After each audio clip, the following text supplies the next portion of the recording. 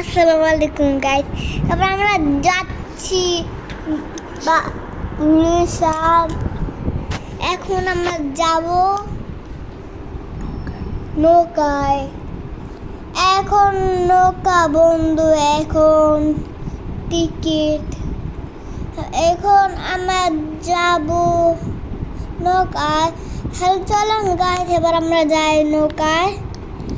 তখন আমরা নৌকায় উঠছি, তখন আমরা যাব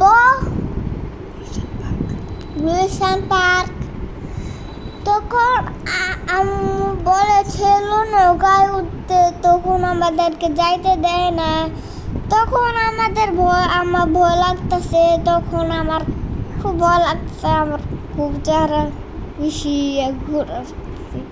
তখন আমরা আমাকে এখানে নামাই দিছে। তারপরে টাউনরে তখন টাউন নড়াচড়া করতে থাকে। তখন গুলশান পার্কে যায়। তখন আমরা আমাকে কোনো কিছু কিনে দেয় না, খেলনাও কিনে দেন, সব কিছুই কিনে দেয় না। তাহলে একটু চলেন আমরা যাই, এখানে পার্কে ঢুকি। গুলশান পার্কে আমরা গেছিলাম। তখন আমরা এবার যাব গুলশান পার্ক। দেখেন আমরা এবার কই, এখন আমরা খেলা করছি এখানে। তারপরে আবার রাইয়ান ঘুরে যাই, যে দোলনা খাইতে যায়। রাইয়ান আবার পচা হয়ে গেছে।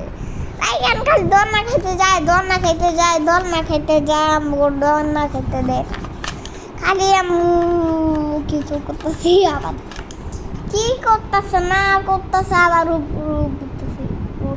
উপরে রাইয়ান আবার উঠে, উঠার উপরে না রাইয়ান তার তুই বুকা। এটা খুব ঠান্ডা। আমি সাপু বিন্দাপু গাড়ির জন্য ছবি তুলে। তখন আমরা গুলশান পার্ক থেকে বের হয়ে গেছি।